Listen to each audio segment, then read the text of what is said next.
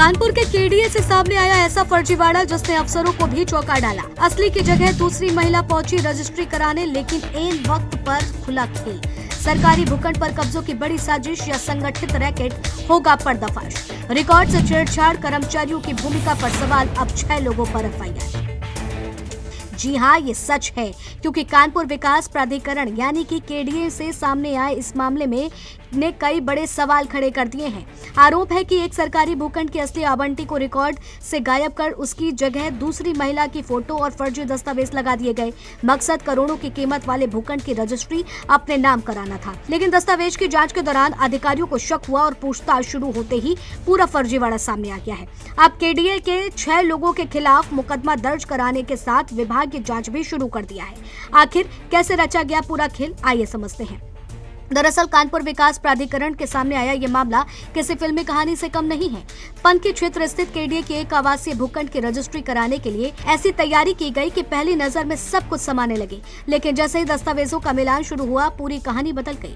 जानकारी के अनुसार ये भूखंड मूल रूप से रमणी नाम की महिला के नाम आवंटित था।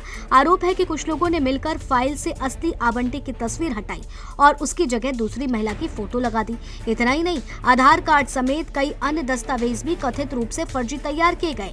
बकाया धनराशि भी जमा कर दी गई ताकि रजिस्ट्री की प्रक्रिया पूरी हो सके। लेकिन जब रजिस्ट्री कार्यालय में दस्तावेजों की जांच हुई तो अधिकारियों को शक हो गया।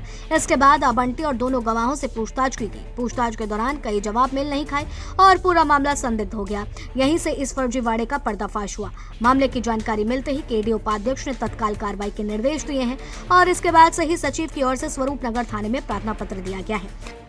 ये भूखंड संख्या 3 है, साउथ ईस्ट कॉर्नर योजना में, रतनपुर विस्तार में। वहाँ पर एक जो है रमणी नाम की महिला के नाम से आवंटन था, तो उसकी फाइल से उसकी फ़ोटो को हटा के किसी अन्य महिला द्वारा रमणी बन के जो है वो रजिस्ट्री कराने का प्रयास किया जा रहा था। तो प्रकरण जो है उसमें विभागीय स्तर पर ही इस कमी को पकड़ लिया गया और उसमें संबंधित के विरुद्ध जो है एफआईआर दर्ज कराने के लिए थाने पर पत्र भी प्रेषित किया गया है और विभागीय स्तर पर भी जो है विभागीय एक जांच जो है टीम भी गठित की गई है जो इस प्रकरण की जांच कर रही है।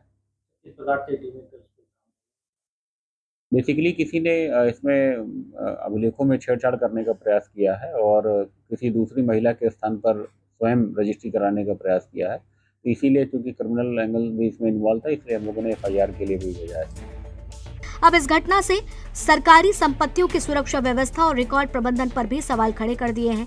अगर दस्तावेजों के समय रहते जांच नहीं होती तो करोड़ों रुपए की सरकारी संपत्ति गलत तरीके से किसी और के नाम हो सकती थी। यही वजह है कि अब पुलिस और केडीए दोनों इस मामले को गंभीरता से लेकर पूरे नेटवर्क की जांच कर रहे हैं। अब सारी बात जांच पर टिकी है कि फर्जी दस्तावेज किसने तैयार किए, रिकॉर्ड में बदलाव कैसे हुआ और इस पूरे खेल का असली मास्टरमाइंड कौन है।